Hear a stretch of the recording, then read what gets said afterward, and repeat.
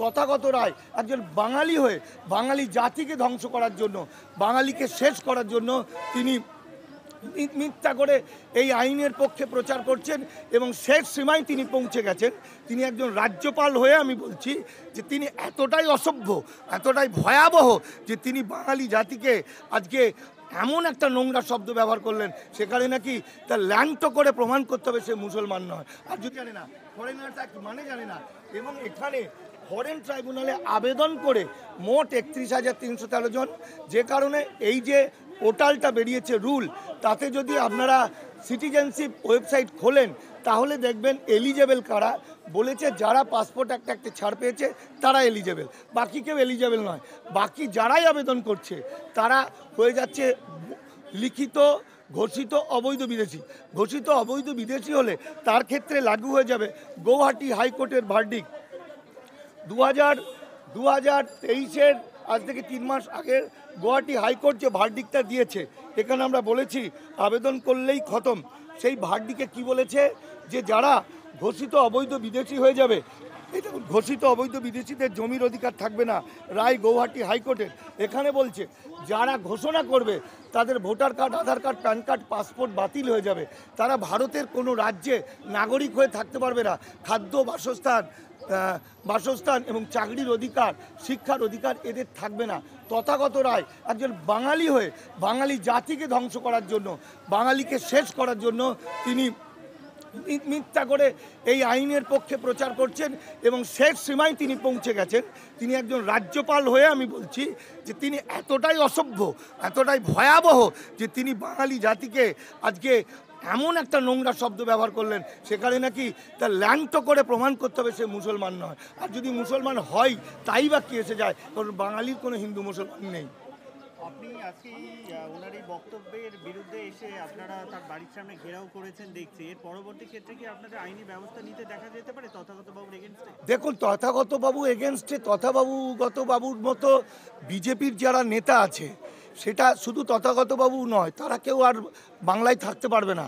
কারণ বাংলার 5 কোটি মানুষ বেনাগরিক হয়ে যাবেন। কারণ অমিত শাহ এসে বলে গেলেন 1947 সাল থেকে 2014 সাল পর্যন্ত সবাইকেই প্রমাণ দিতে হবে ডকুমেন্ট দিয়ে। সুতরাং এই যে বেশিরভাগ মানুষ বাড়ি ঘর জমি জায়গা টাকা পয়সা সম্পত্তি এমনকি বাচ্চা টাচ্চা নিয়ে এই মানুষগুলো কোথায় যাবে এরা তো জানে না। ফলে এরা এমন তারা করবে, শুধু তথাগত বাবু না, কেউই আর বাংলায় থাকতে পারবে না। বিজেপি RSS এরা ভয়ে পালাবে। বাংলা আর যদি না পালায় এদের ভয়াবহ অবস্থা হয়ে যাবে। এদেরকে বাঁচানোর ক্ষমতা পৃথিবীর কারো নেই।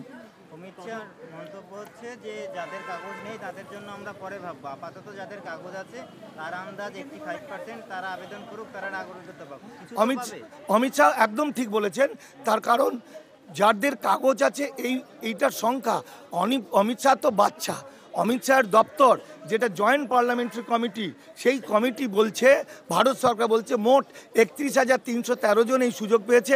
এই 31,313 জন এখন আবেদন করার সুযোগ পাবে নাগরিকত্ব, বাকি কেউ সুযোগ পাবে না, বাকি সবাই ধরা পড়ে যাবে। আপনাদের সমস্যা কি? ওই 31,000 জন যদি পায় তাহলে আপনাদের 31,313 জন যদি নাগরিকত্ব পায়, সমস্যার তো কিছু নেই, পাক না। এরা তো অখণ্ড ভারতের, আমরা এটা থেকে তো নাগরিকত্ব কেড়ে নেওয়ার কথা বলছেন। পুরোপুরি নাগরিকত্ব। তাহলে আপনি কি শুনলেন? এটা কি বলছে?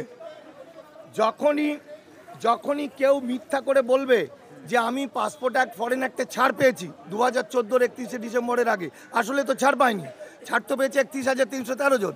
যখনই ওই পোর্টালে বলবে আমি ছাড় পেয়েছি, ওখানে একটা কলম আছে, সেখানে লিখতে হচ্ছে ছাড় পেয়েছি, আর আমি অবৈধ পথে ভারতে এসেছি, তখনই হয়ে যাবে ঘোষিত অবৈধ বিদেশি। আর ঘোষিত অবৈধ বিদেশি হয়ে গেলে তার ক্ষেত্রে লাগু হয়ে যাবে গৌহাটি হাইকোর্টের ভয়ঙ্কর এই রায়টা, যে রায় বলা হচ্ছে এরা ভারতবর্ষের কোথাও নাগরিক হয়ে থাকতে পারবে না, এদের Aadhaar card, voter card, PAN card বাতিল হয়ে যাবে। তথাগত বাবুকে সরাসরি কি বার্তা দিতে চাইবেন? তথাগত বাবুকে বলতে চাইবো, আপনি যদি মানুষের মতো বাঁচতে চান, আপনি যদি বাঙালি হয়ে থাকেন, তাহলে এই ভয়াবহ বিপদের হাত থেকে রাজনীতির ঊর্ধ্বে উঠে মানুষকে সত্যি কথা বলুন এবং বাঙালি জাতিকে বাঁচান, বাংলাকে বাঁচান। এর সঙ্গে রাজনীতির কোনো সম্পর্ক নেই। ক্ষমা চাওয়ার কথা বলবেন না, কারণ আপনাদের এগেনস্টে বা এই টোটাল জাতির এগেনস্টে এই যে মন্তব্য, সেটা তো অত্যন্ত ঘৃণ্যজনক। তথাগত বাবুর ক্ষমা চাওয়া না চাওয়া দিয়ে এই মানুষগুলোর বাঁচা মরার কিচ্ছু যায় আসে না। তথাপি বলবো তথাগতবাবুকে বাঁচার জন্য ক্ষমা চাইতে হবে, এটা গালাগালি দেওয়ার জন্য ক্ষমা চাইতে হবে না।